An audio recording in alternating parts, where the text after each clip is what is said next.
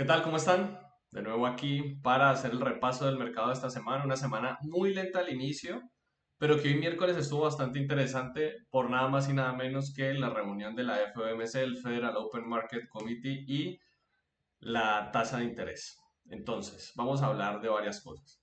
Lo primero, la estructura general del precio, o bueno, vamos a ir cambiando un poco lo que empiezo a enseñar.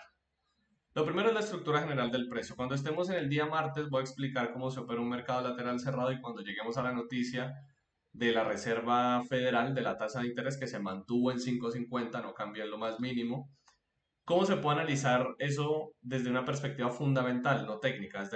Desde el sentido técnico simplemente aumenta la volatilidad, operar el mercado es mucho más arriesgado, se vuelve un tanto errático, pero ¿qué consecuencias trae eso y cuál fue el resultado finalmente de esa noticia en términos del comportamiento del precio del S&P 500? Entonces pasemos aquí, listo. Tenemos el lunes, para que lo tengamos claro, lunes, martes y el día de hoy miércoles. El lunes que pasó, mercado muy lento al inicio, muy lateral, completamente lateral, y al finalizar el día un comportamiento alcista. Día martes, comportamiento lateral cerrado que les voy a explicar un poco más detalladamente, porque vale la pena. Digamos que yo no soy de operar mucho un mercado lateral, soy más de secuencias tendenciales, pero igual tiene una lógica específica y tipo de posiciones que funcionan. Y el miércoles con un comportamiento bajista, un choque del cambio no, de la noticia de la tasa de interés, de mantenerla en 5,50 en Estados Unidos y las consecuencias que eso trajo en el comportamiento del precio, que por cierto no he cambiado las horas, tengo que cambiar las horas de apertura y de cierre. Pero bueno, vamos a la del día lunes. Lunes que empieza hasta la una más o menos, sí, hasta el mediodía, que vendría siendo esto. Esto en toda la mitad de la mañana es muy poco. Es un mercado muy lento, muy, muy aburrido. Entonces aquí no hay mucho que hacer. ¿Qué se puede operar en un mercado lateral que lo voy a explicar con más detalle en el día de ayer martes? Lateralización, no mucho más que eso. Lateralización completamente cerrada y operar desde los extremos. Finalmente el mercado rompe, pero aquí al regresar, muy volátil, no hay posición. Uno siempre que va a tomar una posición, sobre todo en esta escala, en una escala más macro puede ser diferente, pero en una escala inmediata, uno, en una escala inmediata, en una escala más pequeña, uno toma la posición una vez detecta un comportamiento de desaceleración del precio o cuando hay una barra de reverso a favor, es decir, una barra que va contundentemente a mi favor. En esos momentos es que uno debería optar por tomar una posición. Tomando eso en cuenta, pues aquí el mercado vino muy fuerte y aquí sí frena. Este terminaría siendo un muy buen rompimiento legítimo de esta secuencia lateral para seguir con el impulso general alcista. Entonces el mercado mantiene su secuencia alcista sobreextendida en donde lastimosamente aquí nunca llegó a la zona de retroceso profundo. No me parece que esté bien, por ejemplo, tomar esta posición en la banda media dada la sobreextensión. Yo siempre anticiparía primero un retroceso profundo, ya tal vez cuando uno ve que hay un respeto a la banda media, uno se puede adaptar. Entonces uno se adapta y uno puede decir, el mercado sobreextiende, pero igual respeta la banda media. Entonces la próxima vez que sobreextiende, igual lo tomo a la banda media. Igual me parece muy agresivo, pero dada la estructura del precio, pues tendría todo el sentido. Después el mercado mantiene su recorrido sobreextendido. De nuevo, entre más tarde esté en la tendencia, más exigente tengo que ser con el patrón, el punto de entrada. Y aquí me parece que hay una muy buena posición en esa zona de retroceso profundo. El mercado evidentemente frena, pero fallaría. Tomar una posición de nuevo directamente acá no me parece apropiado. Voy a quitar esta área de acá un momento. No me parece apropiado tomar la posición inmediatamente acá. ¿En qué momento está muy bien tomar la posición? Cuando el mercado llega hasta este punto y demuestra que no puede hacer un nuevo mínimo, entonces no es capaz de continuar. Como no es capaz de continuar y la expectativa es fuertemente alcista, como se puede evidenciar acá, es clarísimamente alcista. Sí, ya voy más tarde en la tendencia, pero el mercado me está confirmando a través de un patrón de comportamiento de desgaste que es incapaz de mantener una secuencia bajista. Por lo tanto, la expectativa se mantiene y hay muy buenas posiciones en largo aquí.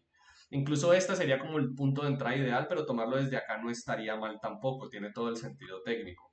Funcionaría entonces muy bien esta posición y pues aquí ya llegaríamos al punto de cierre. Un mercado sobreextendido que compensa un retroceso más que profundo, dándonos una onda mucho más amplia, pero tomar la posición en la banda externa, no tener precedente, no termina siendo tan eficiente y es mejor esperar a que el mercado dé un comportamiento de desgaste.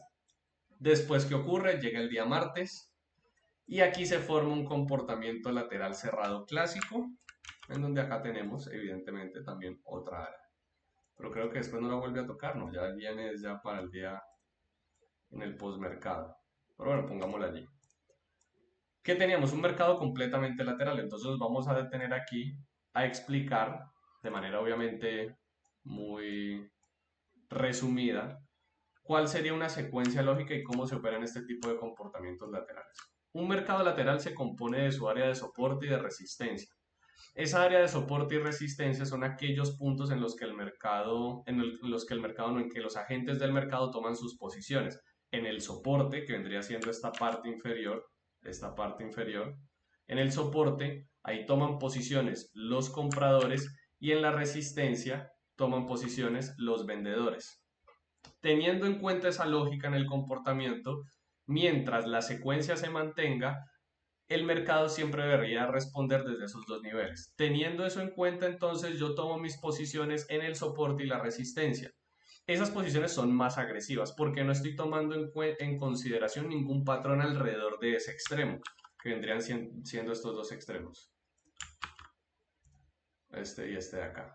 O incluso, digamos que al inicio, ya después del mediodía podría yo tener esta área, pero si no sería esta de acá, realmente hasta el mediodía donde se confirma aquí. Entonces esto ya no es un falso rompimiento, esto termina siendo simplemente un testeo de nuevo esta área, esta se vuelve el área fuerte y uno aquí podría tomar posiciones así como acá.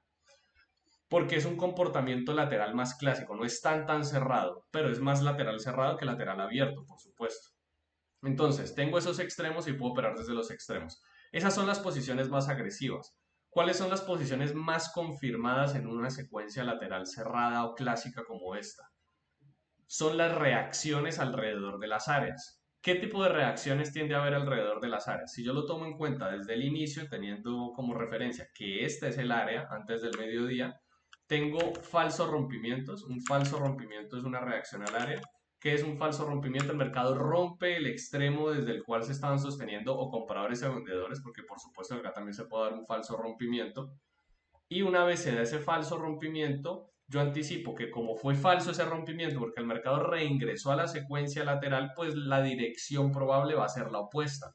Es decir, si el comportamiento de falso rompimiento fue bajista, es decir, el mercado intentó ir bajista, pero no lo logró, yo anticipo tomar una posición observando que el mercado ahora puede ir alcista, es decir, en la dirección opuesta, y tomo una posición desde el extremo. Siempre las posiciones en un mercado lateral van desde los extremos.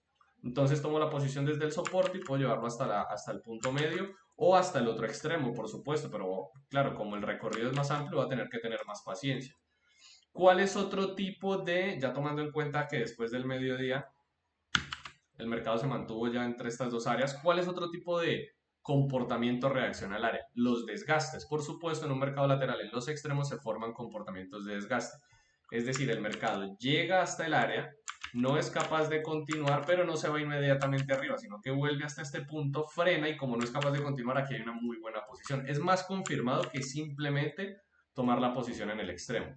Es observar que el mercado forma un desgaste, es decir, un patrón en específico que me demuestra que no es capaz de romper al área y se toma la posición anticipando que llegue hasta el otro extremo. Y por supuesto, aquí está de nuevo un falso rompimiento, otro testeo de reingreso anticipando que llegue hasta acá. Bueno, aquí ya habría cerrado el mercado. Y la siguiente posición es similar o reacciona al área similar a esta que les expliqué acá. El mercado rompe, pero no termina siendo un falso rompimiento, sino que termina siendo un rompimiento legítimo del mercado para continuar la dirección en la que acaba de romper. Aquí rompe alcista y se mantiene alcista. Entonces yo puedo operar esos tres tipos de reacciones en las áreas, estableciendo la lógica de comportamiento de un mercado lateral cerrado, entendiendo cuáles son sus extremos y entendiendo por qué son válidos esos extremos. De manera muy resumida, porque ahí entran compradores y entran vendedores, y si la mayoría de gente está comprando en un punto y vendiendo en un punto, pues yo lo reconozco y desde esos márgenes, no en medio, sino desde esos márgenes extremos me muevo. Entonces tomo mis posiciones en largo o en compra desde el soporte y en venta, es decir, en corto desde la resistencia. Eso explicado de forma muy resumida, obviamente uno puede detallar muchísimo más el comportamiento lateral, establecer por qué se operan desde esos extremos, entendiendo la fuerza relativa del mercado y los procesos de aceleración y desaceleración, pero bueno, eso ya sería otro video un poco más amplio. Ya para finalizar, hoy miércoles el mercado rompe fuertemente bajista, pero aquí se ve cómo empieza a perder fuerza. Es muy importante en un comportamiento tendencial fijarme bueno, tres, pero dos cosas básicamente. ¿En qué punto de la progresión de la tendencia estoy? ¿Y qué tan pronunciada es esa tendencia? Es decir, ¿cuál es el ángulo de la tendencia? La tercera vendría siendo los pivotes, pero pues eso también es un reflejo de qué tan tarde voy en la tendencia. Más pivotes en la tendencia, voy más tarde en ella y la probabilidad de que esta cambie aumenta. Entonces el mercado en un inicio y venía aquí muy fuerte, pero ya hay menor distancia entre un pivote y otro. Si ustedes ven estas distancias entre estos dos pivotes y aquí todavía menos. Aquí ni siquiera ya rompe muy fuerte y la distancia es cada vez menor y el ángulo es menos pronunciado. Y tengo esta área provisional. Entonces tomar la posición aquí puede ser un poco apresurado. Y el mercado venía mostrando un comportamiento de ondas amplias. El mercado llegaba hasta la banda externa y desde la banda externa, por ejemplo, desde este desgaste, esta me parece un poco complicada porque está exactamente sobre el área, o aquí, pues funcionan muchas posiciones. Ese es otro tipo de contexto, unas ondas amplias, unas ondas semicirculares. El mercado entonces finalmente está bajando en esa secuencia, una vez abre, intenta un poco retroceder como lo venía haciendo, pero cuando rompe vuelve y agarra fuerza, sobreextiende inmediatamente. Tanta fuerza que no alcanza a hacer un retroceso profundo. El mercado que venía haciendo, el mercado venía sobreextendiéndose y una vez se sobreextendía no alcanzaba a llegar hasta este nivel, pero me pongo el que es, no alcanzaba a llegar hasta este nivel, sino que llegaba a un retroceso profundo, pero no tan profundo a la banda media, es decir, no llegaba como a esa línea punteada. Entonces el mercado llegaba un poco más atrás de la banda media y así seguía. Como pueden ver, aquí hay un nuevo mínimo con menos fuerza, retroceso profundo, pero no tanto. Entonces es lo mismo que en el día anterior que les expliqué. Uno se puede adaptar, termina siendo más agresivo porque estoy entrando antes de tiempo, pero también es una decisión en función de entender la lógica con la que el mercado se está moviendo en la dirección. Entonces podría tomar la posición sin que llegue a la zona de retroceso profundo, anticipando que esta secuencia, o pongámoslo mejor así, que esta secuencia se repita de nuevo acá y me pueda posicionar en estos puntos. Después el mercado sobreextiende aún más, no pierde fuerza, pero aquí eventualmente rompe esta lógica, va más atrás que la zona de retroceso profundo, ni siquiera la banda externa lo sostiene, y aquí ya se vuelve un comportamiento un tanto más lateral hasta que se define o sale la noticia a las 2 de la tarde, como pueden ver el cambio de la volatilidad es abismal, sale la noticia de la tasa de interés. Ya después operar me parece muy complicado y me parece innecesario, entendiendo la escala en la que uno opera, que son 610 transacciones, que es muy intradía, muy scalping. Entonces, si yo opero en estos márgenes y me siento cómodo con un riesgo del mercado que trae cierta volatilidad y el mercado cambia esa volatilidad muchísimo mayor por una noticia muy importante como es el resultado de la decisión de la Reserva Federal de mantener, aumentar o disminuir la tasa de interés, pues ya después no vale la pena operar. El mercado se vuelve más errático. ¿Qué significa errático? Errático es un mercado sin lógica intrínseca, es mucho más volátil y no tiene lógica y áreas tan definidas y pues el mercado, como pueden ver, se mueve muchísimo más fuerte en contraste de cómo lo venía haciendo. Entonces no vale la pena y si lo voy a hacer toca correr un riesgo muchísimo más alto, stops mucho más grandes, por supuesto targets proporcionalmente mucho más grandes, pero me parece que no vale la pena. Y el mercado finalmente antes del cierre vuelve a su ritmo habitual. Como pueden ver aquí ya hay mucha menor volatilidad una vez se ha resuelto la tasa de interés. Entonces, frente al resultado de la tasa de interés, pues la tasa de interés venía en un 5,5. Se esperaba que se mantuviera o al menos disminuyera la tasa de interés, pero no se disminuyó. Se mantiene en 5,5 y al mantenerse en ese nivel de precios, evidentemente, pues va en contra un poco de lo que se espera de la economía y por lo tanto el precio baja, va un poco en contra del mercado. Lo importante es entender por qué, si ustedes quieren hacer análisis fundamental.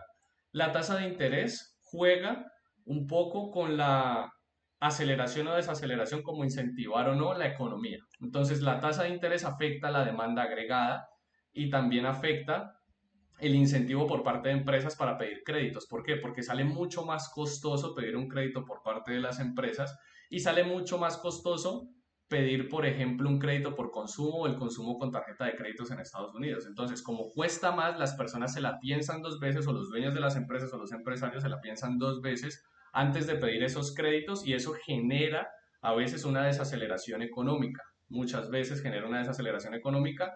Tiene un impacto de corto plazo muy fuerte, pero por ejemplo en septiembre del año pasado aún se mantuvo la tasa de interés, o creo que fue cuando aumentó de 5 a 5,50 por ciento la tasa de interés y en ese momento cayó fuertemente el mercado, pero vemos que eso fue un choque de corto plazo y el choque de largo plazo fue seguir y llegar a máximos históricos. Entonces se genera un doble efecto. Sí puede generar una desaceleración económica, pero también hay un juego de expectativas que demuestra que, por ejemplo, la Reserva Federal no disminuya la tasa de interés, que está comprometida con la disminución de la inflación y con ese objetivo del 2% al que no ha llegado.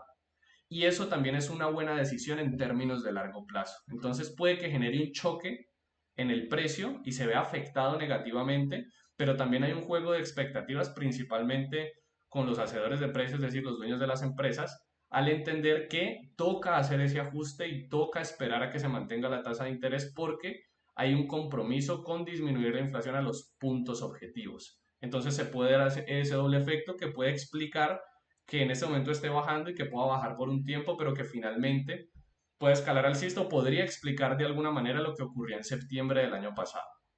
Ese sería el repaso, un repaso un poco más largo. Saben que si tienen cualquier pregunta me la pueden hacer en la caja de comentarios, suscríbanse, activen las notificaciones y nos vemos el viernes.